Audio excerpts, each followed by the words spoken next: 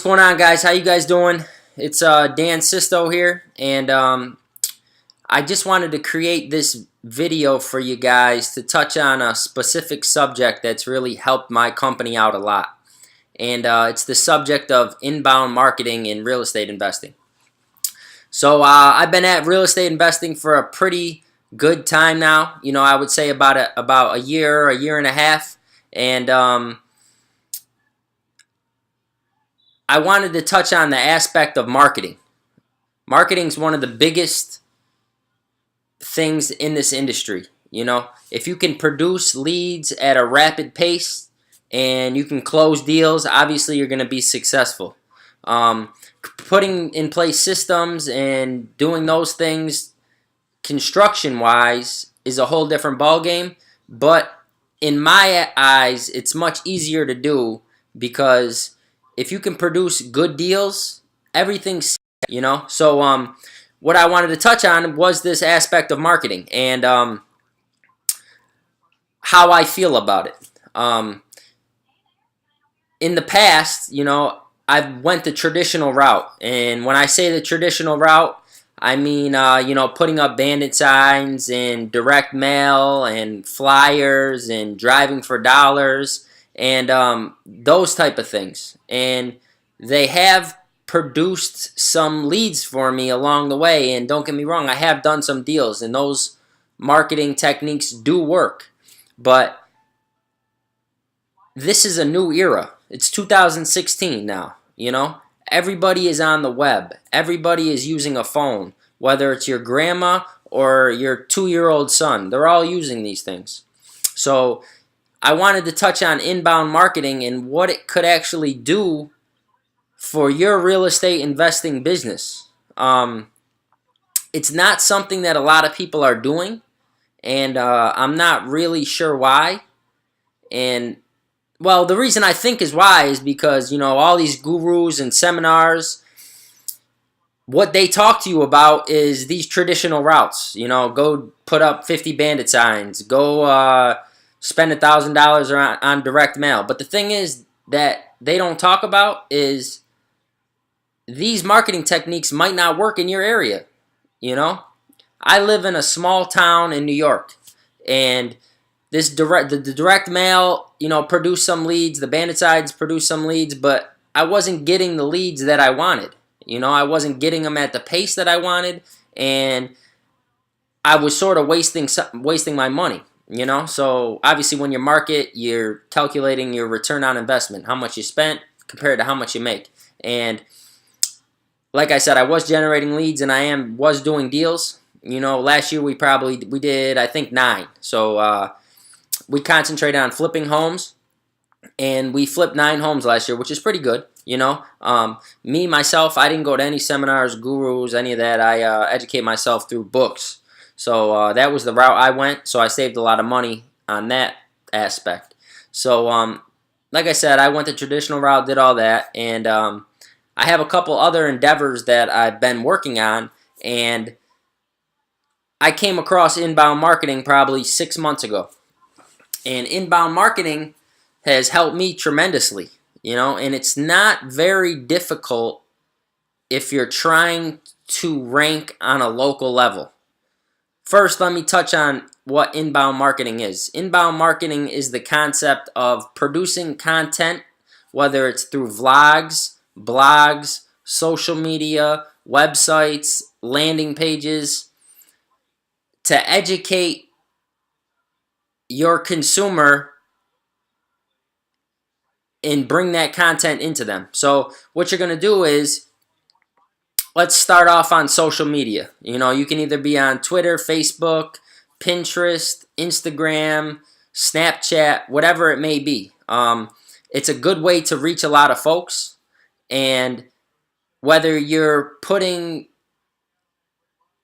your blog posts on there or you're putting educational blogs from other folks, whatever it may be, you need to come up with a system of how you want to produce a large following on these social media sites and make sure that they're targeted. And so social media is an aspect where you can basically produce content and put it out to large masses. So it's beneficial.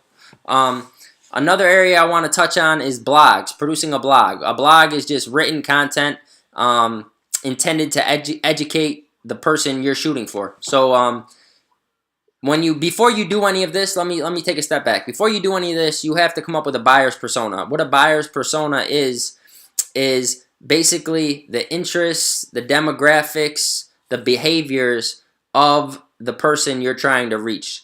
So before you get involved in any of this, you have to understand that concept. You have to understand basically how old, what they do, what they like to do, how they got in their situation. You have to figure out all this before you start producing your content. So, if you've done any sales in the past, if you produced any leads, you can use some of that information to dictate your buyer's persona. It's going to take a while to perfect it, obviously, because each lead is different. But, what we want to do is try to produce leads, obviously, without these homes being on the market or being through the MLS, or we want to be the first ones to them. So what we like to do is we do have a blog. We create a blog and we touch on topics that our motivated sellers would be interested in, whether it's foreclosures, whether it's selling your house without repairs, whether it's how real estate investors can help them. Whatever the topic is, we try to educate these people on that specific topic. What this is going to do is when these people go to Google or Yahoo or whatever it may be and type in, how can I sell my house without repairs, your blog post is going to pop up. So what your blog post is going to contain is the content to educate them with a call to action on the bottom. The call to action may be, sell your home now, we can help you, click here, learn more, whatever it may be. So after these people are done reading your content that they search for, they may click your sell your house now and put themselves into your sales funnel. So that's one way that you're going to produce leads on the web. Another way that you're going to produce leads on the web is through your website. Your website is key. Okay? You need to be ranked high locally for your website. And what I mean by that is when someone types in sell my house now, insert city, or sell my house fast, insert city, or even sell my home, insert city, your website needs to pop up on the first page, if not the first website on that page. And it is hard to rank globally for some of these keywords, but in real estate investing locally, it's not difficult to rank. And how you're going to rank is based on those keywords and long tail keywords of sell your house now or sell my house fast inserted or implemented throughout your website.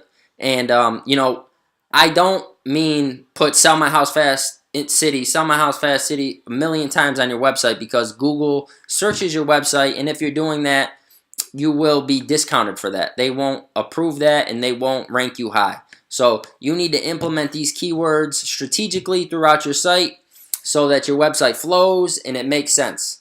So you need to do some research on what topics or what your motivated sellers would be typing into Google when their intention was to sell their home in a situation that would benefit you so that you can help them out. So if these people want to sell their house right now and they type that into Google, your website needs to pop up.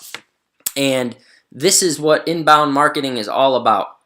Okay? There's no more cold calling, which is great. Cold calling is great, so don't be scared to do that. But there's no more cold calling, and people are just so sick of advertising and pushing products on people and those type of things.